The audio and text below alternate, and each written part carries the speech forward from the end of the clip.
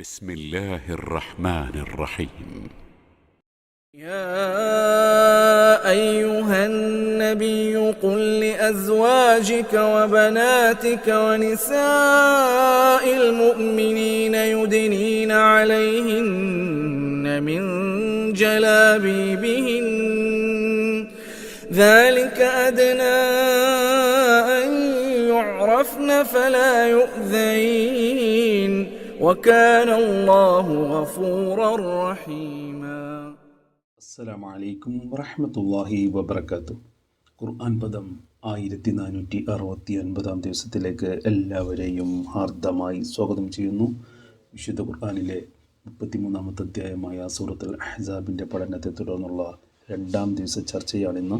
ചർച്ചക്കാരംഭം കുറിക്കുന്നതിനായി ആദരണീയനായ doctor A വിലായത്തുള്ള സാഹിബിനെ ക്ഷണിക്കുന്നു. അസ്സലാമു അലൈക്കും വറഹ്മത്തുള്ളാഹി വബറകാതുഹു. أعوذ بالله من الشيطان الرجيم. بسم الله الرحمن الرحيم.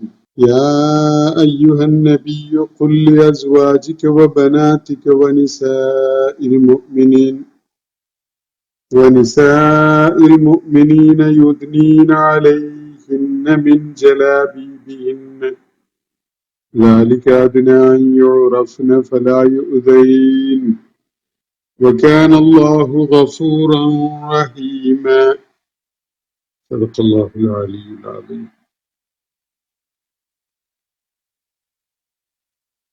സൂറത്തുൽ അഹ്സാബിലെ 89-ാമത്തെ ആയത്താണ് ഞങ്ങൾ നിങ്ങളെ കേൾപ്പിച്ചിട്ടുള്ളത്. സൂറത്തുൽ അഹ്സാബിന്റെ പഠനം പൂർത്തീകരിച്ചതിനെ തുടർന്ന് ഈ സൂറത്തുമായി ബന്ധമുള്ള ഇവിടെ ഉന്നയിക്കപ്പെട്ടിട്ടുള്ള ചോദ്യങ്ങൾക്ക് അല്ലെങ്കിൽ പരാമർശിക്കപ്പെട്ടിട്ടുള്ള വിഷയങ്ങൾക്ക് മറുപടി എന്ന നിലക്കാണ് നമ്മൾ ഈ 2 ദിവസങ്ങൾ മാറ്റിവെച്ചിട്ടുള്ളത്. കഴിഞ്ഞ ദിവസം 20ഓളം ചോദ്യങ്ങൾ നമ്മൾ പരിഗണിക്കുകയുണ്ടായി. ബാക്കി ചോദ്യങ്ങൾ നമുക്കിപ്പോ ചർച്ച ചെയ്യാമെന്നാണ് വിചാരിക്കുന്നത്.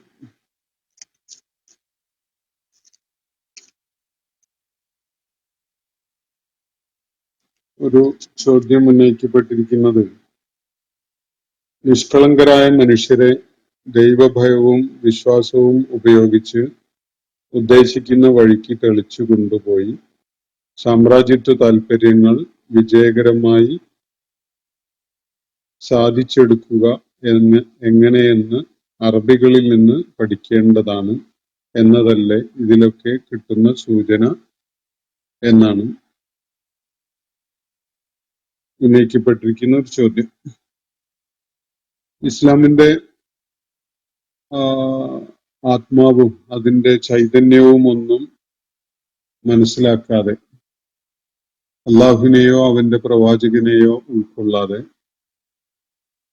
അത് കേവലം ഭൗതിക താല്പര്യങ്ങൾ വെച്ചുകൊണ്ടുള്ള ഒരു പ്രക്ഷോഭമോ മുന്നേറ്റമോ സൈനിക നടപടിയോ ഒക്കെ ആയിരുന്നു എന്ന് വിലയിരുത്തുന്ന ആളുകളെ സംബന്ധിച്ചിടത്തോളം ഇങ്ങനെയൊക്കെയുള്ള നിരീക്ഷണങ്ങൾ നടത്താൻ സാധിച്ചെന്ന് വരും.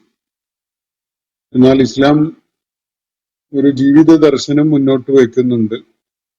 ആ ജീവിത ദർശനം മനുഷ്യ സമൂഹത്തിന് എക്കാലത്തും മാർഗദർശനമാകുന്ന ജീവിത വെളിച്ചമാണ്. അത് മനുഷ്യന്റെ ആത്യന്തികമായ ജയപരാജയങ്ങൾ നിർണയിക്കുന്ന കാര്യങ്ങളാണ് എന്നത് ശ്രദ്ധാപൂർവം മനസ്സിലാക്കാൻ ഈ വിശുദ്ധ ഖുർആന്റെ ആയാത്തുകളെയും നബി സല്ലല്ലാഹു അലൈഹി വസല്ലമയുടെ കർമ്മ മാതൃകയെയും മുൻനിർത്തിക്കൊണ്ട് അവയെ വിലയിരുത്താൻ ശ്രമിക്കുന്ന ആർക്കും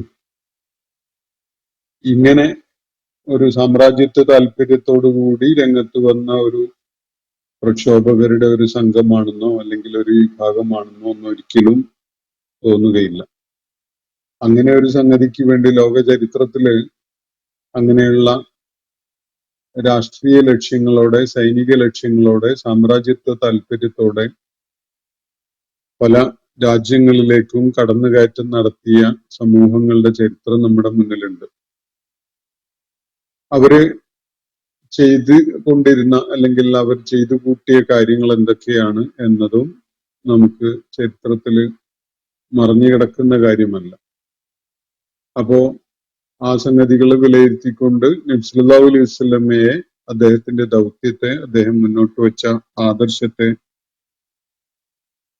അതിനോട് താരതമ്യം ചെയ്ത് നോക്കിയാൽ വളരെ കൃത്യമായിട്ടും സത്യസന്ധതയോടുകൂടി വിലയിരുത്തുന്ന ആർക്കും ബോധ്യപ്പെടും നബി സല്ലല്ലാഹു അലൈഹി വസല്ലം അവരെയൊന്നും പോലെ ആയിരുന്നില്ല എന്ന കാര്യം. മനുഷ്യ സമൂഹത്തിന്റെ തന്നെ വിമോചനം ലക്ഷ്യം വെച്ചുകൊണ്ട് സമൂഹത്തിന്റെ എല്ലാ ജീവിത തുറകളിലും സമ്പൂർണമായ വിധത്തിൽ അവരെ സംസ്കരിക്കുകയും പരിഷ്കരിക്കുകയും ചെയ്യുന്ന ഒരു ദൗത്യമാണ് നബി സല്ലല്ലാഹു അലൈഹി വസല്ലം ചുമതലയേറ്റ് നിർവഹിക്കുകയുണ്ടായത്.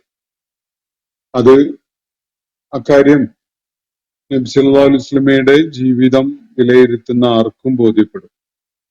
അത് ശരിയാണോ തെറ്റാണോ എന്ന് തീരുമാനിക്കേണ്ടത് അവരോരോരുത്തരും തന്നെയാണ്. അപ്പോ ഇക്കാര്യത്തില് ഞാൻ കൂടുതലൊന്നും നിലപാടോ അഭിപ്രായമോ പങ്കുവെക്കുന്നില്ല. അറബികളിൽ നിന്ന് ഇങ്ങനെയുള്ള ഈ സാമ്രാജ്യത്വ കാര്യങ്ങൾക്ക് അല്ലെങ്കിൽ അത്തരം താല്പര്യങ്ങൾ മുൻനിർത്തിക്കൊണ്ടുള്ള സൈനിക നടപടികളുടെ കാര്യത്തില് നബി സല്ലല്ലാഹു അലൈഹി വസല്ലമയുടെ കാലത്തിനു മുമ്പോ അല്ലെങ്കിൽ അതിനു ശേഷമോ അത്തരം പ്രവണതകള് നമുക്കത്ര കാണാൻ കഴിയുന്നില്ല. യൂറോപ്യൻ ശക്തികളാണ് നമുക്ക് അറിയുന്ന ചരിത്രഘട്ടങ്ങളിൽ ഇങ്ങനത്തെ സാമ്രാജ്യത്വ മോഹവുമായിട്ട് രംഗത്ത് വന്നിട്ടുള്ള ആളുകളും ശക്തികളും രാഷ്ട്രങ്ങളും ഒക്കെ തന്നെയെന്ന് കാണാൻ കഴിയും. അപ്പൊ ഇങ്ങനെ ഒരു വളരെ സിംഗുലർ ആയിട്ടുള്ള ഒരു ചരിത്ര കാണ്ഡം ഈ ചോദ്യം ഉന്നയിച്ച ആള് വിലയിരുത്തിയ പോലെ വിലയിരുത്തിയാൽ മതിയോ ഇല്ലേ എന്നതാണ് ആദ്യം പരിശോധിക്കേണ്ടത്. അത് വസ്തുതകളെ മുൻനിർത്തിക്കൊണ്ട് പരിശോധിക്കാൻ ചോദ്യം ഉന്നയിച്ച ആള് സന്നദ്ധമായാൽ മതി എന്ന് മാത്രം പറഞ്ഞുകൊണ്ട് ഞാൻ അത് വിടുകയാണ്. മറ്റൊന്ന്, യഹൂദരെ അവരുടെ താമസ സ്ഥലങ്ങളിൽ നിന്ന് പുറത്താക്കിയ കാര്യവും അവരുടെ മനസ്സുകളിലും ഭീതി വിതച്ച കാര്യവും ഒക്കെയാണല്ലോ ഇവിടെ പറയുന്നത്. ഇത് ന്യായമെങ്കിൽ ഹമാസിനെതിരെ ഇസ്രായേൽ നടത്തുന്നതും ന്യായമല്ലേ എന്നതാണ് ചോദ്യം. ഹമാസിനെതിരെ ഇസ്രായേൽ നടത്തുന്നത് ന്യായമാവുന്നത് ഹമാസ് അതുപോലെ ഇസ്രായേൽ ഈ രണ്ട് ഫോഴ്സസില് സത്യം ഉയർത്തിപ്പിടിക്കുന്നത് ആരാണ് എന്നത് പരിശോധിച്ചു നോക്കുക. അപ്പോൾ നിങ്ങൾക്ക് മനസ്സിലാവും. ഏറ്റവും അടിസ്ഥാനപരമായി ദൈവികമായി പഠിപ്പിക്കപ്പെട്ട സത്യം ഉയർത്തിപ്പിടിച്ചുകൊണ്ടാണ് യഹൂദർ ഇന്ന് നിലകൊള്ളുന്നത് എങ്കിൽ നമുക്ക് അങ്ങനെയൊക്കെ ആലോചിക്കാൻ സാധിക്കും. യഹൂദര് അവരുടെ വേദഗ്രന്ഥങ്ങളുടെ തന്നെ അടിസ്ഥാനത്തില് അവരുടെ ആ മൗലികമായ ആദർശത്തിൽ നിന്ന് അകന്നുപോയി കേവലം ഒരു വംശീയതയുടെ സമൂഹമായി മാറിയിട്ടുണ്ട്. അവര് ഈസാ അലൈഹിസ്സലാമിനെ തിരസ്കരിച്ച ഘട്ടത്തിലും അതിനെ തുടർന്നും ഒക്കെ തന്നെ അവര് സത്യപാതയിൽ നിന്ന് വ്യതിചലിച്ചു പോയിട്ടുണ്ട് എന്നതാണ് വസ്തുത. ഫലസ്തീനിലേക്ക് അവര് കുതന്ത്രങ്ങൾ പ്രയോഗിച്ചുകൊണ്ട് കയറിക്കൂടി അവിടെ ഉണ്ടായിരുന്ന ആളുകളെ അന്യായമായി അകാരണമായി അവിടുന്ന് പുറന്തള്ളുകയാണ് ചെയ്യുന്നത്. അവരുടെ അവരുടെ ഭാഗത്ത് നിന്ന് എന്തെങ്കിലും വീഴ്ചയോ തിന്മയോ ഒന്നും ഉണ്ടായതിന്റെ പേരിലൊന്നുമല്ല. തീർത്തും അക്രമപരമായി, ചതിയായി, വഞ്ചനാപരമായിട്ടാണ് അത് ചെയ്തിട്ടുള്ളത് എന്നത് ചരിത്രം പരിശോധിക്കാൻ സന്നദ്ധതയുള്ള ആർക്കും ബോധ്യപ്പെടും. അതുകൊണ്ട് ഇത് രണ്ടും ഒരുപോലെയാണ് എന്ന് സമീകരിക്കാൻ അതിന് ഒന്ന് ആദർശബോധം ഇല്ലാതിരിക്കണം, മനുഷ്യന് ഒരു ലക്ഷ്യവും ദർശനവും ഒന്നും ആവശ്യമില്ല എന്ന ഒരു നിലപാട് സ്വീകരിക്കുമ്പോൾ മാത്രമേ ഇങ്ങനെയൊക്കെയുള്ള സംസാരം നടത്താൻ കഴിയുള്ളൂ. അങ്ങനെയുള്ള ആളുകള് എല്ലാ കാലഘട്ടങ്ങളിലും ഇങ്ങനെയൊക്കെ തന്നെയുള്ള നിലപാടാണ് സ്വീകരിച്ചിരിക്കുന്നത്. ആദർശവും അതുപോലെ ജീവിത ദർശനവും ഒന്നും കൈമുതലില്ലാതെ അത് മുന്നോട്ട് വെക്കാതെ മനുഷ്യ സമൂഹത്തിന്റെ മുന്നിൽ വിമോചനത്തിന്റെ ഒരു പാത തുറന്നു വെക്കാതെ ഇസ്ലാം ലോകത്തോടൊന്നും പറഞ്ഞിട്ടില്ല. ലോകത്ത് ഒരു നടപടിയും സ്വീകരിച്ചിട്ടില്ല, ഒരു കാര്യവും പഠിപ്പിച്ചിട്ടുമില്ല. ആദർശവും ദർശനവും ജീവിത ദർശനമൊന്നും പ്രധാനമല്ലാത്ത വിധത്തില് അല്ലെങ്കിൽ അവയെ അവഗണിച്ചുകൊണ്ട് എന്തെങ്കിലും നേടുക എന്ന ഒരു കാര്യമാണ് ഇസ്ലാം ചെയ്യുന്നത് എങ്കിൽ അത് തീർത്തും അടിസ്ഥാനരഹിതമായിട്ട് അല്ലെങ്കിൽ ഒരു നിലക്കും പിന്തുണ നൽകപ്പെടേണ്ട ഒരു കാര്യമേ അല്ല. എന്നാൽ ഇസ്ലാമിന്റെ എല്ലാ കാര്യങ്ങളും ഇസ്ലാം മുന്നോട്ട് വെക്കുന്ന ആദർശത്തിനെ അതുപോലെ ജീവിത ദർശനത്തിനെ കൂടി അടിസ്ഥാനപ്പെടുത്തിക്കൊണ്ടുള്ളതാണ് എന്നതാണ് വസ്തുത. അപ്പോ ആ കാര്യം വ്യക്തമായിട്ടുണ്ടാവുമെന്ന് വിചാരിക്കുകയാണ്. മറ്റൊന്ന്, ഇത് ഇതരരുടെ അധ്വാന ഫലമായി ഉണ്ടായ അവരുടെ ഭൂയിടങ്ങൾ, വീടുകൾ, അവരുടെ സ്ത്രീകളെയും കുട്ടികളെയും അടിമകളായും എല്ലാം അള്ളാഹു മുസ്ലിമിന് നൽകി എന്നൊക്കെ പറയുന്നത് വലിയ കൊള്ളക്കുള്ള പ്രേരണ അല്ലേ? ഇതൊക്കെ എന്താണ്? ഇതൊക്കെ മനുഷ്യത്വരഹിതമായ കാര്യമല്ലേ എന്നാണ് അദ്ദേഹം ചോദിക്കുന്നത്. ഏത് സംഭവവുമായിട്ട് ബന്ധപ്പെട്ടുകൊണ്ടാണ് ഇദ്ദേഹം ഈ പരാമർശങ്ങൾ നടത്തുന്നത് എന്നുള്ളത് എനിക്ക് ഓർമ്മയില്ല. എന്തായാലും ഇസ്ലാം നബി സല്ലല്ലാഹു അലൈഹി വസല്ലം നേതൃത്വം കൊടുത്തുകൊണ്ട് നടന്ന യുദ്ധങ്ങളും അതുപോലെ ഏറ്റുമുട്ടലുകളും ഒക്കെയായി ബന്ധപ്പെട്ടുകൊണ്ടുള്ളതാണ് ഈ കാര്യമെന്നാണ് ഞാൻ മനസ്സിലാക്കുന്നത്. അതിന്റെ സംഭവങ്ങൾ വിശദമായിട്ട് ഓരോ സന്ദർഭത്തിലും ഞാൻ വിശദീകരിച്ചിട്ടുണ്ട്. അതില് കൊള്ള നടത്താൻ പ്രേരിപ്പിക്കുക എന്ന അല്ലെങ്കിൽ അന്യരുടെ സ്വത്ത് കവർച്ച ചെയ്യുക എന്നൊരു സംഗതി ഉദ്ദേശിച്ചുകൊണ്ടുള്ള ഒരു സൈനിക നടപടിയും നബി സല്ലല്ലാഹു അലൈഹി വസല്ലമയും സമൂഹവും ചെയ്തിട്ടില്ല എന്നത് ചരിത്ര വസ്തുതയാണ്.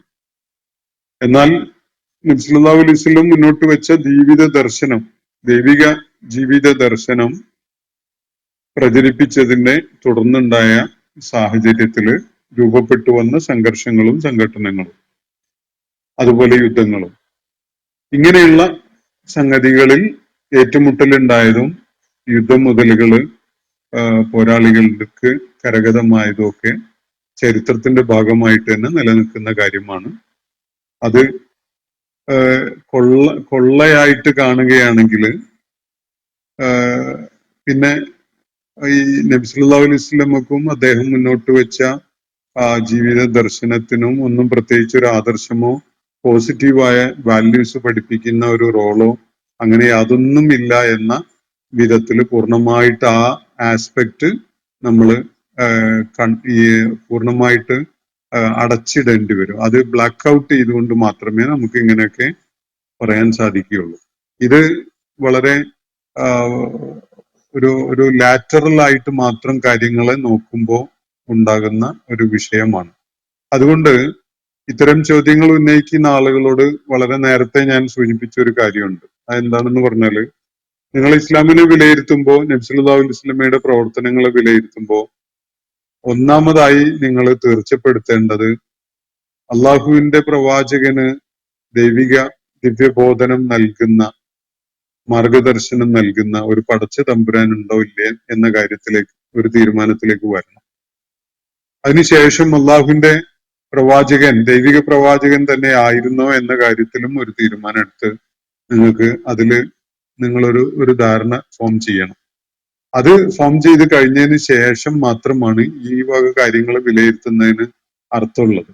അല്ലെങ്കിൽ നിങ്ങൾക്ക് ഒരു കാലത്തും ഇതില് ഒരു പ്രസക്തിയും പ്രാധാന്യവും കാണാൻ സാധിക്കുകയില്ല എന്നതാണ് വസ്തുത. അതുകൊണ്ട് അക്കാര്യങ്ങളിൽ തീരുമാനമായിട്ട് നിങ്ങൾ വിലയിരുത്തിക്കോളൂ. അല്ലെങ്കിൽ നിങ്ങൾക്ക് ഇഷ്ടമുള്ള പോലെ ചരിത്രത്തിലെ പല കാര്യങ്ങളും കാണുന്ന പോലെ നിങ്ങളും ഇതൊക്കെ ഒരു കാഴ്ചക്കാരനായിട്ട് നോക്കിക്കാണുക എന്ന ഒരു കാര്യം ചെയ്തുകൊണ്ട് മുന്നോട്ട് പോയിക്കോളൂ എന്ന് മാത്രമേ എനിക്കത് സംബന്ധമായിട്ട് പറയാനുള്ളൂ. വേറെ ഒന്ന്, ഭാര്യമാരോട് നേരിട്ട് പറയേണ്ട കാര്യങ്ങൾ അങ്ങനെ പറയാതെ അള്ളാഹുവിനെ കൊണ്ട് പറയിപ്പിക്കുന്നത് ഏറ്റവും ഇഫക്റ്റീവായ കാര്യമാണ്. സ്വയം ഉത്തരവാദിത്വം ഏൽക്കേണ്ടി വരുന്നില്ലല്ലോ. ഇതൊക്കെ ഏതൊരു സൂത്രശാലിയായ പുരുഷനും ചെയ്യാൻ ശ്രമിക്കും. ഇത് സ്വാഭാവികമാണ്. ഇതൊക്കെ പറയാൻ ദൈവം വരുമോ? കൂട്ടത്തിൽ ഇരട്ടി ശിക്ഷ എന്ന പതിവ് ഭീഷണിയും പ്രലോഭനവും എല്ലാം അള്ളാഹുവിന്റെ ഭാഗത്തുനിന്ന് ആകുമ്പോൾ ഭാര്യമാർക്ക് മറ്റ് ചോദ്യങ്ങൾ ചോദിക്കാൻ കഴിയുകയും ഇല്ല. ഏകപക്ഷീയമായി സ്ത്രീകളെ നിയന്ത്രിക്കുക എന്ന പുരുഷ സ്വപ്നം ഇവിടെ സാധ്യതമാവുകയല്ലേ ചെയ്യുന്നത്. താലിബാൻ സ്ത്രീകളുടെ മുറികൾക്ക് ജനാലകൾ പാടില്ല എന്ന് പോലും പുതിയ നിയന്ത്രണം കൊണ്ടുവന്നിട്ടുണ്ട് എന്നാണ് മറ്റൊരു നിരീക്ഷണം. ഇതും ഞാൻ നേരത്തെ പറഞ്ഞ തന്നെയാണ് ഇതിനുള്ള ഉത്തരം.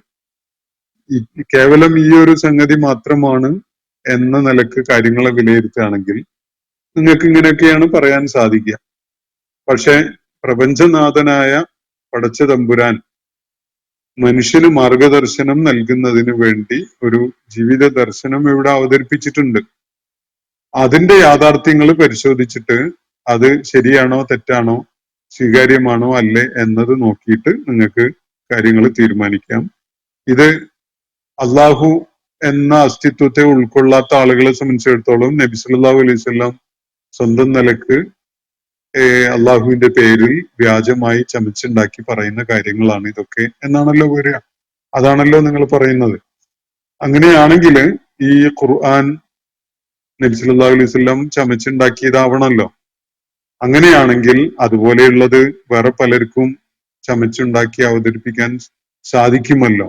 ചരിത്രത്തില് ആരെങ്കിലും ഒരിക്കലെങ്കിലും ചെയ്തിട്ടുള്ള സ്വന്തമായ രചന അതുപോലെയുള്ളതും അതിനേക്കാൾ മെച്ചപ്പെട്ടതും എന്ന നിലക്ക് അതിനെ വെല്ലുവിളിച്ചുകൊണ്ട് രചനകൾ നടന്നിട്ടില്ലാത്ത വേറെ ഏതെങ്കിലും ഒരു ജാനർ ഓഫ് റൈറ്റിംഗ് നിങ്ങൾക്ക് ചൂണ്ടിക്കാണിക്കാൻ സാധിക്കുമോ? അപ്പോ നിങ്ങൾക്ക് മനസ്സിലാവും ഈ നിങ്ങൾ കേട്ടുകൊണ്ടിരിക്കുന്ന വചനങ്ങൾ ദൈവികമാണ്. അത് മുഹമ്മദ് നബി സല്ലല്ലാഹു അലൈഹി വസല്ലം സ്വന്തം നിലക്ക് ചമച്ചുണ്ടാക്കിയിട്ടുള്ളതല്ല എന്നതൊക്കെ. ഇത് കൂടാതെ ഈ ഉന്നയിക്കപ്പെട്ട ചോദ്യങ്ങൾക്ക് വേണ്ട വിശദീകരണങ്ങൾ ആയത്തുകൾ വിശദീകരിക്കുമ്പോൾ തന്നെ ഞാൻ നൽകിയിട്ടുണ്ട്. അതുകൊണ്ട് അത് ഞാനിവിടെ ആവർത്തിക്കുന്നില്ല. മറ്റൊന്ന്, വീടുകൾ താലിബാനെ പരാമർശിച്ചുകൊണ്ട് ഇവിടെ പറഞ്ഞല്ലോ. താലിബാൻ അങ്ങനെ സ്ത്രീകളുടെ മുറികൾക്ക് ജനാലകൾ വേണ്ടെന്നൊക്കെ തീരുമാനിച്ചിട്ടുണ്ടോന്ന് എനിക്കറിയില്ല. അതിന്റെ സാഹചര്യം എന്താണ് എങ്ങനെയാണെന്ന്. വെന്റിലേഷൻ ഇല്ലാതെ ആളുകൾ മരിച്ചു പോകും. വെന്റിലേഷൻ ആവശ്യമാണ്. ജനാലകൾ ഉണ്ടെങ്കിൽ തന്നെ അത് അകത്തേക്ക് ദൃശ്യത ഇല്ലാതെ ആക്കുന്ന സംവിധാനങ്ങളൊക്കെ ധാരാളം ഉള്ളത് കൊണ്ട് അങ്ങനെ ജനാലകൾ പോലും പാടില്ല എന്ന് താലിബാൻ തീരുമാനിക്കേണ്ട കാര്യമില്ല എന്നാണ് ഞാൻ മനസ്സിലാക്കുന്നത്. അത് ഇദ്ദേഹത്തിന് എവിടുന്നാണ് കിട്ടിയിട്ടുള്ളത് എന്നത് എനിക്കറിയില്ല. മറ്റൊന്ന്, വീടുകൾ സ്ത്രീകളെ സുരക്ഷിതരാക്കുന്നു എന്ന് ഇന്നലെ പറഞ്ഞുവല്ലോ. വഖർന ഫി ബുയൂത്തികുന്ന എന്ന് പറഞ്ഞുകൊണ്ടുള്ള നിർദ്ദേശം സൂറത്തുൽ അഹ്സാബിൽ നമ്മൾ വായിക്കുകയുണ്ടായി. നിങ്ങളുടെ ഭവനങ്ങളിൽ നിങ്ങൾ അടങ്ങി ഒതുങ്ങി കഴിയുക എന്ന് പറഞ്ഞു. അതുമായി ബന്ധപ്പെട്ടുകൊണ്ടാണ് ഞാൻ ആ കാര്യം സൂചിപ്പിച്ചിട്ടുണ്ടായിരുന്നത്. അപ്പോ ഇവിടെ ഉന്നയിക്കപ്പെടുന്ന ഒരു ചോദ്യം, സ്ത്രീ പുരുഷ ഭേദമന്യേ മഴയിലും കാറ്റിലും തണുപ്പിലും നിന്നും മറ്റുമുള്ള സുരക്ഷയല്ലേ വീടുകൾ നൽകുന്നത്? ലൈംഗിക അതിക്രമങ്ങളുടെ വിഷയത്തിൽ നോക്കിയാൽ വീടുകൾ സുരക്ഷിതമാണോ? കുടുംബങ്ങളിൽ നടക്കുന്ന ലൈംഗിക അതിക്രമങ്ങൾ കുറവല്ലല്ലോ.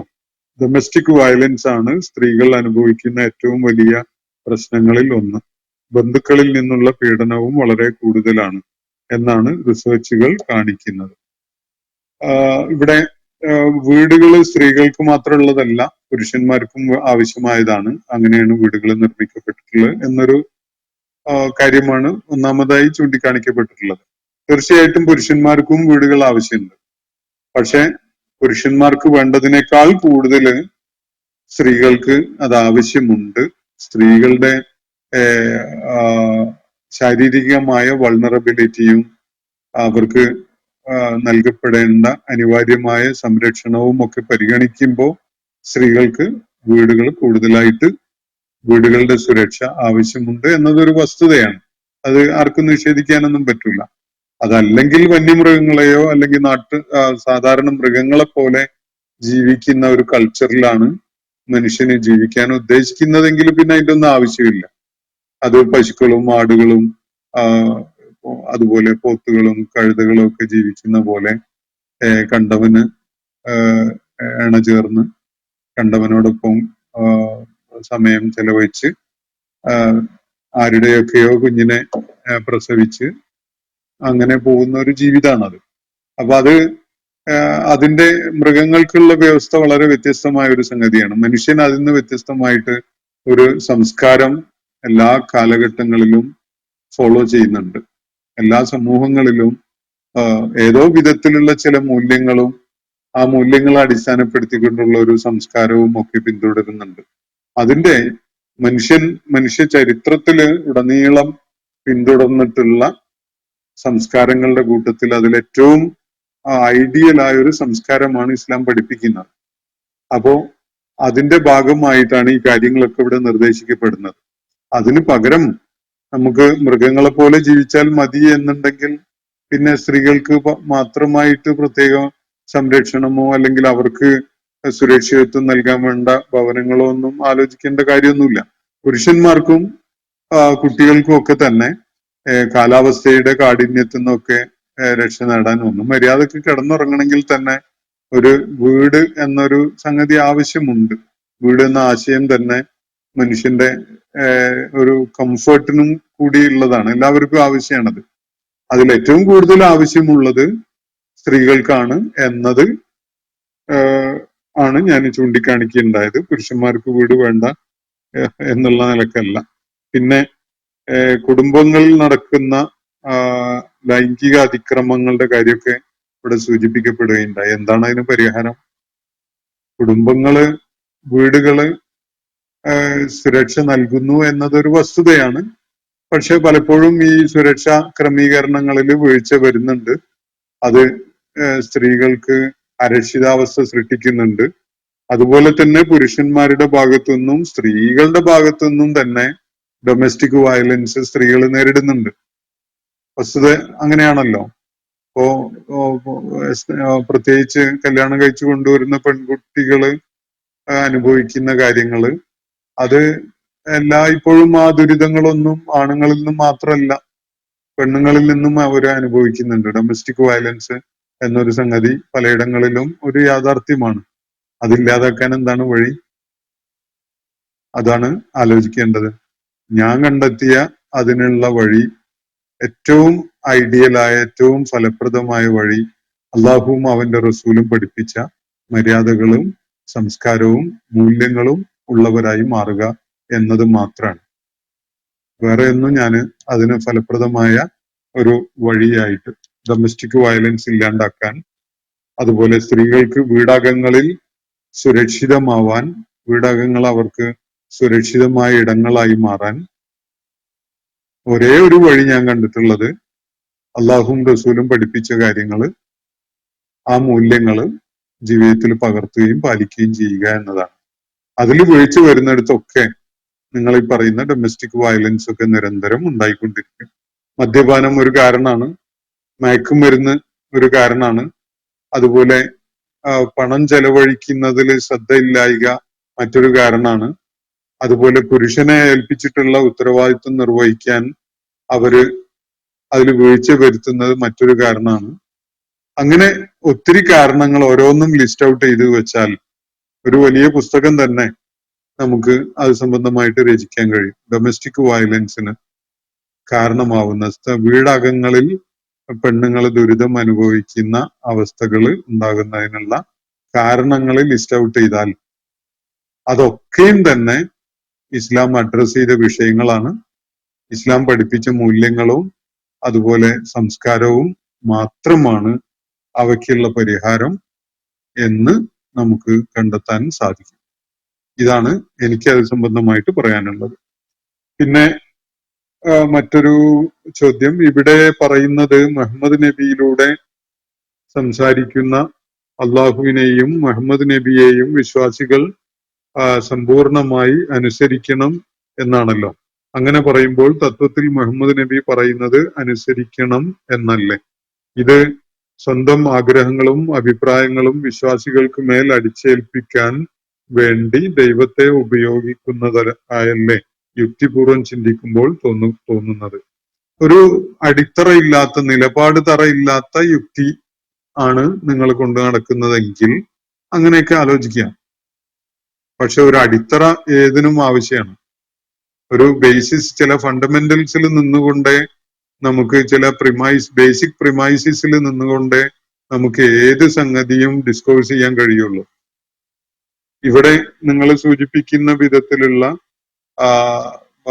സ്വന്തം അഭിപ്രായം മറ്റുള്ളവരുടെ മേൽ അടിച്ചേൽപ്പിക്കുക എന്നൊക്കെ പറയുമ്പോൾ രൂപപ്പെട്ടു വരുന്ന ഒരു ചിത്രമുണ്ട് മുഹമ്മദ് നബി സല്ലല്ലാഹു അലൈഹി വസല്ലമയുടെ. ആ ചിത്രവും യഥാർത്ഥത്തിൽ ചരിത്രഘട്ടത്തില് മനുഷ്യർക്കിടയിൽ ജീവിച്ച അള്ളാഹുവിന്റെ പ്രവാചകനും തമ്മിൽ എന്തെങ്കിലും ബന്ധം നിങ്ങൾ കാണുന്നുണ്ടോ? അത് കാണുന്നുണ്ടെങ്കിൽ നിങ്ങൾ അദ്ദേഹത്തെ വിലയിരുത്തിയിട്ടില്ല എന്നാണ് അതിന്റെ അർത്ഥം. നിങ്ങൾക്ക് ചരിത്ര വസ്തുതകൾ പരിശോധിച്ചിട്ട് അള്ളാഹുവിന്റെ പ്രവാചകന്റെ വ്യക്തിത്വത്തെ, അതിനെക്കുറിച്ച് രചന നടത്തിയിട്ടുള്ള മുസ്ലിങ്ങളും അല്ലാത്തവരുമായ ആളുകളുടെ രചനകളൊന്ന് വായിച്ചു നോക്കൂ. എന്നിട്ട് നിങ്ങൾ തീരുമാനിക്കും സ്വന്തം അഭിപ്രായം നബി സല്ലല്ലാഹു അലൈഹി വസല്ലം മറ്റുള്ളവരുടെ മേൽ അടിച്ചേൽപ്പിച്ചതാണോ എന്നൊക്കെയുള്ള കാര്യം നിങ്ങൾക്ക് അപ്പോൾ ബോധ്യപ്പെടും. അപ്പൊ ഒരു നിലപാട് തറയില്ലാതെ കാര്യങ്ങളെ ആലോചിക്കുമ്പോൾ എന്നും ഈ ചോദ്യവുമായിട്ട് നിങ്ങൾക്ക് അങ്ങനെ കെട്ടിമറിഞ്ഞുകൊണ്ട് പോവാം. യഥാർത്ഥത്തിൽ ഇങ്ങനെ ഒരുപാട് ചോദ്യങ്ങളുടെ ഒന്നും ആവശ്യമില്ല. അള്ളാഹുവിന്റെ പ്രവാചകൻ ദൈവനിയുക്തനായ പ്രവാചകനായിട്ട് നിങ്ങൾക്ക് ബോധ്യപ്പെടുന്നില്ലെങ്കിൽ ഈ ഏർപ്പാട് മതിയാക്കി നിങ്ങളുടെ പാട്ടിന് പോകാവുന്നതാണ്. യാതൊരു പ്രശ്നവുമില്ല. എത്രയോ ആളുകൾ അങ്ങനെ അത് സ്വീകാര്യമല്ല എന്നുള്ള തീരുമാനം എടുത്തുകൊണ്ട് പോയിട്ടുണ്ട്. അത് ബോധ്യപ്പെടുന്നവർക്കാണ് ഇസ്ലാമിന്റെ നിയമങ്ങളും അതുമായി ബന്ധപ്പെട്ടുകൊണ്ടുള്ള കൂടുതൽ വിശദാംശങ്ങളൊക്കെ പഠിക്കുന്നതിന് എന്തെങ്കിലും പ്രസക്തി ഉള്ളത്. അപ്പോ അടുത്തൊരു ചോദ്യം, സ്വഹീഹായ ഹദീസ് ബുഖാരി 4788 അനുസരിച്ച് ആയിഷ റളിയല്ലാഹു അൻഹ പോലും ഇത്തരം സ്ത്രീ വിഷയ ആയത്തുകളെ പറ്റി വളരെ അർത്ഥഗർഭമായ ഒരു പരാമർശം നടത്തിയതായി കാണാം. താങ്കളുടെ ദൈവം താങ്കളുടെ ആശകളും ആഗ്രഹങ്ങളും സാധിച്ചു തരാൻ തിരക്ക് പിടിക്കുന്നുവല്ലോ എന്നാണ് ആ പരാമർശം. അതിൽ വ്യക്തമായ സൂചനയില്ലേ എന്നാണ് ചോദിക്കുന്നത്. സൈനബ് റളിയല്ലാഹു അൻഹയുമായി ബന്ധപ്പെട്ടുകൊണ്ട് ഉന്നയിക്കപ്പെടുന്നതാണ് ഈ ചോദ്യം എന്നാണ് ഞാൻ മനസ്സിലാക്കുന്നത്. അതിൽ ആയിഷ റളിയല്ലാഹു അൻഹ ഒരു എന്താണ് ഇങ്ങനെ ചില കുത്തുവാക്കുകളുള്ള വിധത്തിൽ നബി സല്ലല്ലാഹു അലൈഹി വസല്ലമയോട് അള്ളാഹു അദ്ദേഹത്തിന്റെ ആഗ്രഹങ്ങൾ സഫലീകരിച്ച് തരാൻ ധൃതി കാണിക്കുകയാണ് എന്ന നിലക്ക് പറഞ്ഞു എന്നതാണ് അദ്ദേഹം സൂചിപ്പിക്കുന്നത്. ഈ കാര്യം നമ്മൾ ചർച്ചയ്ക്ക് കൊണ്ടുവരികയോ ചെയ്യേണ്ടതില്ല. കാരണം അതിന് മാത്രം ആ കാര്യം വിശദമാക്കപ്പെട്ടിട്ടുണ്ട്. ഹദീസിലേക്ക് പോകേണ്ട ഒരു വിഷയം വരുന്നത് തന്നെ ഖുർആൻ അത് സംബന്ധമായ ഒരു വ്യക്തത നൽകുന്നില്ലെങ്കിൽ മാത്രമാണ്. വളരെ വ്യക്തമായിട്ട് നമ്മൾ സൂറത്തുൽ അഹ്സാബില് നബി സല്ലല്ലാഹു അലൈഹി വസല്ലമയെ അള്ളാഹു ആക്ഷേപിക്കുന്നത് തന്നെ കാണുകയുണ്ടായി. ഈ ദൈവിക നിർദ്ദേശം നടപ്പിലാക്കുന്നതിന് ഡിലേ വരുത്തിയതിന്റെ പേരിൽ. അപ്പോ അത് സംബന്ധമായിട്ട് കൂടുതൽ ഞാൻ അത് എക്സ്പ്ലോർ ചെയ്യാൻ വേണ്ടി മുതിരുന്നില്ല. പിന്നെ മറ്റൊന്ന്, പ്രവാചകന്റെ പത്നിമാർ പുനർവിവാഹം ചെയ്തുകൂടാ എന്ന് അള്ളാഹു ആയത്തുകൾ വഴി വ്യക്തമാക്കിയിട്ടുണ്ടല്ലോ. യഥാർത്ഥത്തിൽ ആ നിർദ്ദേശത്തിലൂടെ വിശ്വാസികളുടെ പത്നിമാരുടെ പുനർവിവാഹം അള്ളാഹു പൂർണ്ണമായും നിരോധിക്കുകയല്ലേ ചെയ്തത് എന്നാണ് അദ്ദേഹം ഉന്നയിക്കുന്നത്. ഇത് വിശ്വാസികളുടെ പത്നിമാരുടെ കാര്യത്തിലുള്ള നിയമമല്ല, അള്ളാഹുവിന്റെ പ്രവാചകന്റെ പത്നിമാരുടെ കാര്യത്തില് പ്രവാചകന്റെ കാലശേഷം അവർ പുനർവിവാഹം ചെയ്തുകൂടാ എന്നതാണ് അള്ളാഹു നൽകിയിട്ടുള്ള നിർദ്ദേശം. അത് ദൈവികമായ ഒരു തീരുമാനമാണ്. അതിൽ ചില താല്പര്യങ്ങളും ഉണ്ട്. ആ താല്പര്യങ്ങൾ മുമ്പൊരിക്കലും ഞാൻ സൂചിപ്പിച്ചിരുന്നു. പ്രവാചക പത്നിമാര് അള്ളാഹുവിന്റെ പ്രവാചകന്റെ പത്നിമാരായി മാറിയതിന്റെ മുഖ്യമായ താല്പര്യം തന്നെ ഈ സൂറത്തില് സൂചിപ്പിക്കപ്പെട്ട വിധത്തില് നബി സല്ലല്ലാഹു അലൈഹി വസല്ലമയോടൊപ്പം അദ്ദേഹത്തിന്റെ വീടുകളിലായിട്ട് കഴിഞ്ഞ് അള്ളാഹുവിന്റെ ആയാത്തുകള് അവിടെ ചർച്ച ചെയ്യപ്പെടുന്നതും പഠിപ്പിക്കുന്നതും ദൈവിക ശാസനകളുടെ വിശദാംശങ്ങൾ നബി സല്ലല്ലാഹു അലൈഹി വസല്ലം അവർക്ക് വ്യക്തമാക്കി കൊടുക്കുന്നതും ഒക്കെ വളരെ ശ്രദ്ധാപൂർവം പഠിക്കുകയും അത് പ്രയോജനപ്പെടുത്തുകയും സമൂഹത്തിന് പകർന്നു നൽകുകയും ചെയ്യുക എന്ന ഒരു വലിയ താല്പര്യം അതിലടങ്ങിയിട്ടുണ്ടായിരുന്നു. അത് ഈ പത്നിമാര് പ്രവാചകന്റെ കാലശേഷം പുനർവിവാഹം ചെയ്യുകയാണെങ്കിൽ പലപ്പോഴും അവര് ഇൻഫ്ലുവൻസ് ആയി പോവാനും അതുപോലെ ഈ ദൗത്യം നിർവഹിക്കാൻ കഴിയാതെ പോവാനും ഒക്കെ സാധ്യതയുണ്ട് എന്നതൊക്കെ പരിഗണിച്ചുകൊണ്ടാവണം അള്ളാഹു അവര് നബി സല്ലല്ലാഹു അലൈഹി വസല്ലമയുടെ കാലശേഷം പുനർവിവാഹം പാടില്ല, അവരുടെ സ്റ്റേറ്റസ് ഉമ്മഹാത്തുൽ മുഅ്മിനീൻ എന്നതാണ്, വിശ്വാസികളുടെ മാതാക്കൾ എന്നതാണ് അവരുടെ പദവി എന്ന വിധത്തില് പഠിപ്പിച്ചിട്ടുള്ളത് എന്നാണ് ഞാൻ മനസ്സിലാക്കുന്നത്. ഇത് അള്ളാഹു വെളിപ്പെടുത്തിയ അല്ലെങ്കിൽ നബി സല്ലല്ലാഹു അലൈഹി വസല്ലം വ്യക്തമാക്കി പറഞ്ഞ ഒരു വിശദീകരണമൊന്നുമല്ല. ഒരു യുക്തി തലത്തില് എന്തുകൊണ്ട് അങ്ങനെ അള്ളാഹു ഒരു തീരുമാനം എടുത്തു അറിയിച്ചു എന്നത് ആലോചിക്കുമ്പോൾ ബോധ്യപ്പെട്ട ഒരു കാര്യം നിങ്ങളുമായി പങ്കുവെച്ചു എന്നേ ഉള്ളൂ. ഇത് അള്ളാഹുവിന്റെ ഒരു ഇച്ഛയാണ്, അള്ളാഹു തീരുമാനിച്ചതാണ്. അപ്പൊ അടുത്ത ചോദ്യം, അത് ഒരു മാതൃകയായി കാണാൻ എന്താണ് ഇസ്ലാം വിശ്വാസികൾ തയ്യാറാകാത്തത് എന്നതാണ് തുടർന്ന് ചോദിക്കുന്നത്. ആ നിർദ്ദേശങ്ങളിലൂടെ വിശ്വാസികളുടെ പത്നിമാരുടെ പുനർവിവാഹം അള്ളാഹു പൂർണ്ണമായും നിരോധിക്കുകയല്ലേ ചെയ്തത്. എന്റെ രണ്ടാമത്തെ ഭാഗം എന്താണെന്ന് എനിക്ക് വ്യക്തമായിട്ടില്ല. എന്തായാലും ഇവിടെ പ്രവാചക പത്നിമാരുടെ പുനർവിവാഹം അള്ളാഹു നിരോധിച്ചിട്ടുണ്ട്. വിശ്വാസികളുടെ കാര്യത്തിൽ അങ്ങനെ ഒരു വിലക്ക് ഏർപ്പെടുത്തിയിട്ടുമില്ല. അതാണ് അത് സംബന്ധമായിട്ട് മനസ്സിലാക്കാനുള്ളത്. അതിന്റെ ചില ന്യായങ്ങള് ഇങ്ങനെയൊക്കെ ആയിരിക്കാം എന്ന് നമ്മുടെ യുക്തിയും ബുദ്ധിയും വെച്ചുകൊണ്ട് വിലയിരുത്തിക്കൊണ്ടാണ് നിങ്ങളോട് അത് പങ്കുവച്ചിട്ടുള്ളത്. പിന്നെ അതില് ഈ പ്രവാചക പത്നിമാരുടെ മനുഷ്യാവകാശങ്ങൾ ഹനിക്കപ്പെടുന്നില്ലേ എന്നൊരു ചോദ്യം ഇതിനു ശേഷം ഇവിടെ ഉന്നയിക്കപ്പെടുന്നതായിട്ട് എനിക്ക് തോന്നിയിട്ടുണ്ട്. അത് വരികയാണെങ്കിൽ ഞാൻ അന്നേരം അത് പറയാം. അങ്ങനെ ഒരു ചോദ്യത്തിനുള്ള ഉത്തരം യഥാർത്ഥത്തില് അത് അവരുടെ സൃഷ്ടാവായ റബ്ബിന്റെ തീരുമാനമാണല്ലോ.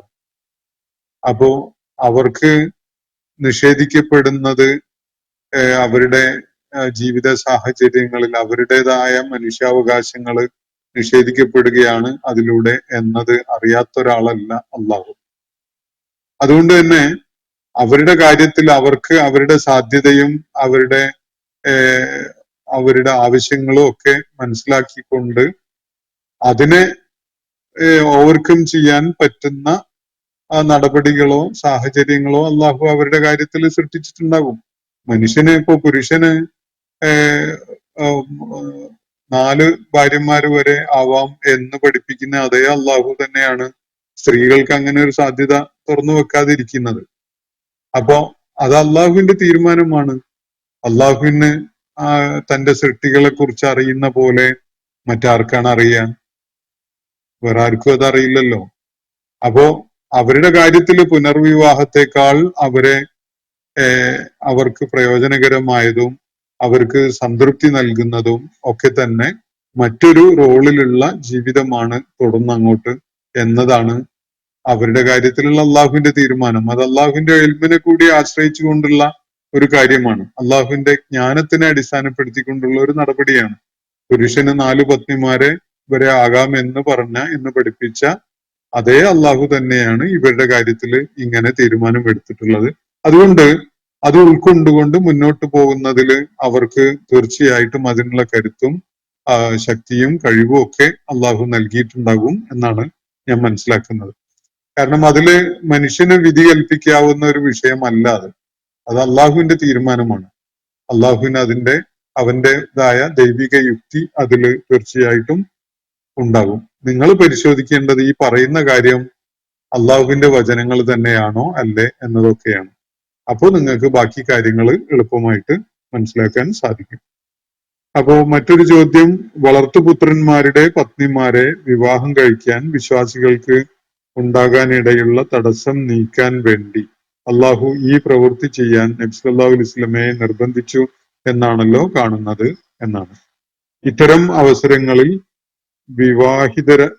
വിവാഹിതയാക്കപ്പെടുന്ന സ്ത്രീകളുടെ താല്പര്യങ്ങൾക്ക് അള്ളാഹു തീരെ വില നൽകാത്തത് എന്താണ് എന്നാണ്. അപ്പൊ ഇവിടെ ഉന്നയിക്കപ്പെട്ട ചോദ്യത്തിന്റെ ഒരു സ്വരം സൈനബ് ബിൻത് ജഹ്ഷ് റളിയല്ലാഹു അൻഹാക്ക് അള്ളാഹുവിന്റെ പ്രവാചകൻ അവരെ വിവാഹം ചെയ്യുന്നതിനേക്കാൾ തൃപ്തികരമായ വേറെ പലതും ഉണ്ടാകാമായിരുന്നു എന്നതാണ്. അല്ലെങ്കിൽ വേറെ ആരെങ്കിലും വിവാഹം ചെയ്യുന്നതായിരിക്കും കൂടുതൽ തൃപ്തികരമായിരുന്നത് എന്ന ഒരു അനുമാനത്തിൽ നിന്നുകൊണ്ടാണ് അദ്ദേഹം ഇക്കാര്യം പറയുന്നത്. ഒരിക്കലും തന്നെ അങ്ങനെ യാതൊരു സൂചനയും സൈനബ് റളിയല്ലാഹു അൻഹയുടെ ഭാഗത്തു നിന്ന് ഉണ്ടായിട്ടില്ല. ഇത് കേവല അനുമാനങ്ങളായിട്ട് അഭിപ്രായം പറയുക എന്നുള്ളത് അള്ളാഹുവിലും അവന്റെ പ്രവാചകനിലും ദൈവിക മാർഗദർശനത്തിലും വിശ്വാസം ഉൾക്കൊണ്ടിട്ടില്ലാത്ത ആളുകളെ സംബന്ധിച്ചിടത്തോളം ഒരു സ്വാഭാവികമായിട്ടുള്ള ഒരു പ്രതികരണമാണ്. എന്നാൽ അള്ളാഹുവിന്റെ തീരുമാനങ്ങൾ യുക്തിഭദ്രമായ കാര്യങ്ങളാണ് എന്നത് ബോധ്യപ്പെടുന്ന ആളുകളെ സംബന്ധിച്ചിടത്തോളം ഇങ്ങനെ ഒരു വിഷയം ഉദിക്കുന്നില്ല തന്നെ. ഇതാണ് അതിന് ആ സ്ത്രീകളുടെ താല്പര്യം ഇതിനെതിരാണ് എന്ന് സങ്കല്പിക്കുന്നത് എന്നെ സംബന്ധിച്ചിടത്തോളം 100% അടിസ്ഥാനരഹിതമായിട്ടുള്ള ഒരു ഊഹവും സങ്കല്പവും മാത്രമാണ്. അതിന് ഉപോത്ബലകമായിട്ടുള്ള യാതൊരു സംഗതികളും എനിക്ക് കാണാൻ പറ്റിയിട്ടില്ല. അദ്ദേഹം ഈ ചോദ്യം ഉന്നയിക്കുന്നത് ഈ സൈനബ് ബിൻത് ജഹ്ഷ് റളിയല്ലാഹു അൻഹ നമ്മുടെ നാട്ടിൻപുറത്തൊക്കെയുള്ള പെണ്ണുങ്ങളൊക്കെ പോലെയുള്ള ഒരു നിലപാടും താല്പര്യങ്ങളും ആഗ്രഹങ്ങളും അല്ലെങ്കിൽ അങ്ങനെയൊക്കെ ഉണ്ടായിരുന്ന ഒരു സ്ത്രീ ആയിരുന്നു എന്ന് സങ്കല്പിച്ചുകൊണ്ടായിരിക്കണം. അത് പക്ഷെ ഇതറിയാത്തവനല്ലല്ലോ പടച്ച തമ്പുരാൻ. അള്ളാഹുവിന് ഓരോരുത്തരുടെയും ആവശ്യങ്ങളും താല്പര്യങ്ങളും ഒക്കെ അറിയുന്നു എന്നത് തന്നെ മനസ്സിലാക്കിക്കൊണ്ട് വേണം ഇത് വിലയിരുത്താൻ. ഇത് കേവലമായ ഒരു സാധാരണ മനുഷ്യരുടെ ജീവിതവുമായി ബന്ധപ്പെട്ടുകൊണ്ടുള്ള ഒരു സാഹചര്യമോ വിഷയമോ അല്ല ഇവിടെ ഉന്നയിക്കപ്പെടുന്നത്. അതുകൊണ്ട് നബി സല്ലല്ലാഹു അലൈഹി വസല്ലമുമായുള്ള വിവാഹം അവർക്ക് തൃപ്തികരമാവാതെ പോവും എന്ന ഒരു സങ്കല്പം എനിക്ക് മനസ്സിലായിട്ടേ ഇല്ല. അങ്ങനെ ഒരു സംഗതി അള്ളാഹുവിന്റെ പ്രവാചകനെ തിരിച്ചറിഞ്ഞ മനസ്സിലാക്കിയ അദ്ദേഹത്തിന്റെ പത്നിമാരിൽ ആരിൽ നിന്നും ഒരിക്കൽ പോലും ഒരു സംഭവവും റിപ്പോർട്ട് ചെയ്യപ്പെട്ടിട്ടില്ല എന്നതാണ് ചരിത്ര വസ്തുത. മറ്റൊരു ചോദ്യം, മനുഷ്യർ ചെയ്യുന്ന പ്രവൃത്തികളെല്ലാം അള്ളാഹു ചെയ്യിക്കുന്നതാണ് എന്നതല്ലേ പൊതുവെ കാണപ്പെടുന്ന വിശ്വാസം? അങ്ങനെയെങ്കിൽ മനുഷ്യർ ചെയ്യുന്ന തെറ്റായ പ്രവൃത്തികൾ ന്യായീകരിക്കാൻ പറ്റുമോ എന്നതാണ് ചോദ്യം. ഈ മനുഷ്യനൊരു മനസാക്ഷി എന്നൊരു സംഗതി ഉണ്ട് എന്നാണല്ലോ നമ്മൾ മനസ്സിലാക്കാറുള്ളത്. ഒരു പ്രവൃത്തി ചെയ്യുമ്പോ, നല്ല പ്രവൃത്തി ചെയ്യുമ്പോ അതില് മനസ്സ് സന്തോഷിക്കും, ദുഷിച്ച പ്രവൃത്തി ചെയ്യുമ്പോൾ മനസ്സിൽ അസ്വസ്ഥത അനുഭവപ്പെടുകയും ചെയ്യും. അപ്പൊ ഓരോരുത്തരുടെയും മനസാക്ഷിയുടെ കോടതിയിൽ തന്നെ തെറ്റായ പ്രവൃത്തികൾ വിചാരണ ചെയ്യപ്പെടുന്നുണ്ട്. അതുകൊണ്ട് അത് തെറ്റാണ് എന്നത് ബോധ്യപ്പെടാന് അവരുടെ ഇൻവോൾവ്മെന്റ് അതിലുണ്ട്, അവർക്ക് അതിൽ ഉത്തരവാദിത്വമുണ്ട് എന്നത് ബോധ്യപ്പെടാൻ വേറെ തെളിവുകളോ ന്യായങ്ങളോ ഒന്നും ആവശ്യമില്ല. കാരണം ഞാൻ ചെയ്ത ഒരു തെറ്റ് തെറ്റായി എന്നതിന്റെ പേരിൽ, തെറ്റാണ് എന്നതിന്റെ പേരിൽ അതില് ഏറ്റവും കൂടുതൽ എന്നെ ആക്ഷേപിക്കുന്നത് എന്റെ മനസ്സ് തന്നെയാണല്ലോ. അപ്പൊ പിന്നെ തെറ്റായ പ്രവൃത്തികൾ ന്യായീകരിക്കാൻ പറ്റുകയില്ല എന്നത് നിങ്ങൾക്ക് ബോധ്യപ്പെടാൻ പറയുന്നും വേണ്ട. കാരണം ഞാൻ തന്നെ തെറ്റിന്റെ പേരിൽ എന്നെ കുറ്റപ്പെടുത്തുകയാണല്ലോ. മറ്റുള്ളവരോട് എന്ത് പറയുന്നു എന്നത് നമുക്ക് മാറ്റി നിർത്താം. പക്ഷെ എന്റെ കാര്യത്തിൽ എനിക്ക് അറിയാലോ, ഞാനൊരു തെറ്റ് ചെയ്തു കഴിഞ്ഞാൽ ആ തെറ്റിന്റെ പേരിൽ എന്റെ മനസാക്ഷി ആക്ഷേപിക്കുന്നുണ്ട്, കുറ്റപ്പെടുത്തുന്നുണ്ട്. അപ്പൊ അതുകൊണ്ട് തന്നെ എനിക്ക് അതിൽ ഉത്തരവാദിത്തമില്ല എന്ന് പറയാൻ സത്യസന്ധതയോടുകൂടി എന്നോട് തന്നെ ഞാൻ പറയുമ്പോ ഒരിക്കലും എനിക്ക് കഴിയില്ലല്ലോ. അപ്പൊ ആ ഒരു മാനദണ്ഡം വെച്ചുകൊണ്ട് ആ വിഷയത്തെ ഒന്ന് പഠിച്ചു നോക്കുക, അപ്പൊ നിങ്ങൾക്കും ബോധ്യപ്പെടും. മറ്റൊരു കാര്യം, ഇതുപോലെയുള്ള ആചരണങ്ങൾ ഈ കാലഘട്ടത്തിന് ധാർമ്മികമായി യോജിച്ചതോ പാലിക്കപ്പെടുന്നതോ ആണോ? ഇത്തരം നിഷ്കർഷതകൾ ദൈവം കൊണ്ടുവന്നു എന്നതാണോ ശരി? അതോ ഇതൊക്കെ അന്നത്തെ പുരാതന അറബി സമൂഹത്തിന്റെ അപരിഷ്കൃത ആചാരങ്ങൾ ആയിരുന്നു എന്നതാണോ ശരി? ഇവിടെ സ്ത്രീകളുടെ താല്പര്യങ്ങൾക്ക് എവിടെയാണ് സ്ഥാനം എന്നതാണ് ചോദ്യം. ഇദ്ദ ആചരിക്കുക എന്ന് പറയുന്നത് ഭർത്താവ് വിവാഹമോചനം ചെയ്താൽ 3 ആർത്തവകാലവും എന്ന് പറഞ്ഞാൽ 3 മാസം, ഭർത്താവ് മരിച്ചു പോവുകയാണെങ്കിൽ 4 മാസവും 10 ദിവസവും. ഇതാണ് ഇദ്ദ ആചരണത്തിന് അള്ളാഹു നിശ്ചയിച്ചിട്ടുള്ള കാലം, അതിന്റെ സമയം ഇതാണ്. ഇത് സ്ത്രീകളോടുള്ള അന്യായവും അക്രമവും ഒക്കെയാണ് എന്നാണ് ഇദ്ദേഹത്തിന്റെ ചോദ്യത്തിന്റെ സ്വരം. അപ്പോ ഇത് പഴഞ്ചനാണ്. അതുപോലെ ആ കാലഘട്ടത്തിലെ നാട്ടിൽ നിലനിന്നിരുന്ന ഒരു സമ്പ്രദായമാണ്. അത് അപരിഷ്കൃതമായ സമൂഹങ്ങൾക്ക് മാത്രം യോജിച്ചതാണ്. സ്ത്രീകളുടെ താല്പര്യങ്ങൾ പരിഗണിക്കാത്തതാണ് എന്നതാണ് ഇദ്ദേഹം ചൂണ്ടിക്കാണിക്കുന്ന കാര്യം. ഇത് വിലയിരുത്താൻ മാത്രം സ്ത്രീ മനസ്സുകളുടെ പ്രവർത്തനം എങ്ങനെയാണ് എന്നത് ഈ ചോദ്യം ഉന്നയിച്ച ആൾക്ക് മനസ്സിലാക്കാൻ കഴിയുമെന്ന് എനിക്കറിയില്ല. മറ്റൊരാളുടെ താല്പര്യം, വികാരം, മനസ്സിന്റെ പ്രവർത്തനം ഇതൊന്നും വേറൊരാൾക്ക് മനസ്സിലാക്കാനോ വിലയിരുത്താനോ പൂർണ്ണമായ അർത്ഥത്തിൽ സാധ്യമല്ല എന്നാണ് ഞാൻ മനസ്സിലാക്കുന്നത്. അതേ സമയത്ത് ഓരോരുത്തരുടെയും സൃഷ്ടാവിന് അറിയാം അവരുടെ മനസ്സിന്റെ പ്രവർത്തനങ്ങളും അവരുടെ ആന്തരികമായ ചോദനകളും ഒക്കെ എന്തൊക്കെയാണ് എന്നുള്ള സംഗതി. ഇവിടെ ഇദ്ദയുടെ കാര്യത്തിൽ മാത്രം പറയുകയാണെങ്കിൽ ഏറ്റവും പരിഷ്കൃതരായി നമ്മൾ മനസ്സിലാക്കുന്ന പല സമൂഹങ്ങളും സ്ത്രീകളുടെ ശാരീരികമായ പ്രത്യേകതകളെ കുറിച്ചുള്ള പഠനം നടത്തി, ആർത്തവത്തെ കുറിച്ചുള്ള പഠനം നടത്തി, അതുപോലെ ഒരു പുരുഷനുമായി ഒരു സ്ത്രീക്ക് ശാരീരിക ബന്ധം ഉണ്ടായതിനു ശേഷം അതിന്റെ ഏതെങ്കിലും നിലക്കുള്ള ഇമ്പാക്റ്റ് എത്ര കാലം അവരുടെ ശരീരത്തിൽ അവശേഷിക്കുന്നു എന്നതിനെ കുറിച്ചൊക്കെ പഠനം നടത്തി, ഈ എംബ്രിയോ പോലെയുള്ള ശാരീരിക പ്രതിഭാസങ്ങളുമായി ബന്ധപ്പെട്ടുകൊണ്ട് ഒക്കെ സൂക്ഷ്മമായി പഠനം നടത്തിയ ആളുകൾ. ഞങ്ങൾക്ക് കുറച്ചു മുമ്പ് വായിച്ച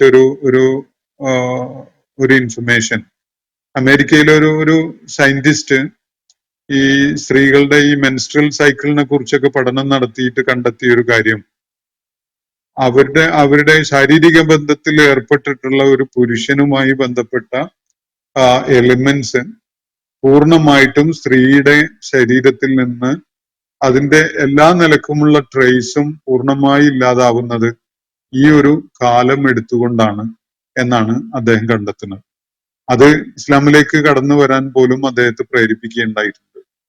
അപ്പോ നമ്മൾ പരിമിതമായ അറിവ് വെച്ചുകൊണ്ടാണ് ഈ കാര്യങ്ങൾ പറയുന്നത്. സ്ത്രീയുടെ ആവശ്യം എന്ത്, പുരുഷന്റെ ആവശ്യം എന്ത്, സ്ത്രീയുടെ ശരീരത്തിന്റെ പ്രത്യേകതകൾ എന്തൊക്കെ, പുരുഷന്റേത് ഏതൊക്കെ വിധത്തില് എന്നതൊന്നും പൂർണ്ണമായ അറിവുള്ള നിലക്ക് അല്ല നമ്മളൊന്നുള്ളത്. നമ്മുടെ സൃഷ്ടാവിന് അത് പൂർണ്ണമായിട്ട് അറിയാൻ സാധിക്കും.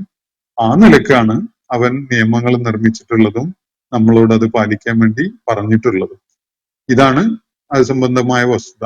പല കാര്യങ്ങളും സൂക്ഷ്മമായി പഠിച്ചു ചെല്ലുമ്പോൾ ദൈവിക നിർദ്ദേശങ്ങളുടെയും നിയമങ്ങളുടെയും രഹസ്യങ്ങൾ നമുക്ക് വെളിപ്പെട്ട് കിട്ടും. ഇതുപോലെ ഈ അമേരിക്കൻ സയന്റിസ്റ്റ് ആർത്തവത്തെക്കുറിച്ചും ഈ ഗർഭധാരണത്തെക്കുറിച്ചൊക്കെയുള്ള പഠനങ്ങൾ നടത്തിയിട്ട് എത്തിച്ചേർന്ന നിഗമനം, ഒരു സ്ത്രീക്ക് ഒരു പുരുഷനുമായി ശാരീരിക ബന്ധം ഉണ്ടായതിനു ശേഷം മറ്റൊരു പുരുഷനുമായി വിവാഹബന്ധത്തിൽ ഏർപ്പെടുന്നതിന് മുമ്പായിട്ട് അവരുടെ ശരീരത്തിൽ അവശേഷിക്കുന്ന ചില എലിമെന്റ്സ് അത് പൂർണ്ണമായിട്ടും ശരീരത്തിൽ നിന്ന് നീങ്ങണമെങ്കിൽ, എന്നിട്ട് അത് ആരോഗ്യ പ്രശ്നങ്ങൾ ഉണ്ടാക്കാതിരിക്കണമെങ്കിൽ ഈ ഏറ്റവും ചുരുങ്ങിയത് 3 മെൻസ്ട്രൽ സൈക്കിളെങ്കിലും പിന്നിടേണ്ടതുണ്ട് എന്നതാണ് അദ്ദേഹം കണ്ടെത്തിയിരിക്കുന്ന കാര്യം. അതാണ് മുസ്ലിങ്ങളുടെ ഇടയിലുള്ള ഈ സമ്പ്രദായത്തിനെ കുറിച്ച് പഠിക്കാനും അത് ദൈവിക നിർദ്ദേശമാണോ അല്ലേ എന്നത് പരിശോധിക്കാനും അതിന്റെ അടിസ്ഥാനത്തിൽ അള്ളാഹു മുന്നോട്ട് വെക്കുന്ന ഈ വിശുദ്ധ ഖുർആനിലൂടെ നൽകുന്ന ജീവിത ദർശനം സത്യമാണ് എന്ന് ബോധ്യപ്പെടാനും ഒക്കെ അയാൾക്ക് കാരണമായിട്ടുള്ളത് എന്നതാണ് ഞാൻ മനസ്സിലാക്കുന്നത്. അത് പത്രങ്ങളിൽ അച്ചടിച്ചു വന്ന ഒരു വാർത്തയാണ്. ഞാൻ അത് എവിടെയോ സൂക്ഷിച്ചു വെച്ചതായിട്ടാണ് എൻ്റെ ഓർമ്മ. ഞാൻ ഇന്നത്തെ സെഷൻ ഇവിടെ അവസാനിപ്പിക്കുകയാണ്. നാളെ ഒരു ദിവസം കൂടി നമുക്ക് ഈ തുടർന്നുള്ള ചോദ്യങ്ങൾക്ക് വേണ്ടി മാറ്റിവെക്കേണ്ടതുണ്ട്. അള്ളാഹു നമ്മെ എല്ലാവരെയും അനുഗ്രഹിക്കുമാറാവട്ടെ. വാഖിറു ദഅ്വാന അനിൽ ഹംദുലില്ലാഹി റബ്ബിൽ ആലമീൻ. അസ്സലാമു അലൈക്കും വറഹ്മത്തുള്ളാഹി വബറകാതുഹു. ഇന്നത്തെ ഖുർആൻ പദം ഇവിടെ സമാപിക്കുന്നു. ഖുർആൻ പഠനത്തിൽ പങ്കെടുത്ത എല്ലാവർക്കും അല്ലാഹു അർഹമായ പ്രതിഫലം നൽകി അനുഗ്രഹിക്കട്ടെ. വആഖിറു ദഅ്വാന അനിൽ ഹംദുലില്ലാഹി റബ്ബിൽ ആലമീൻ. അസ്സലാമു അലൈക്കും വറഹ്മത്തുള്ളാഹി വബറകാതുഹു.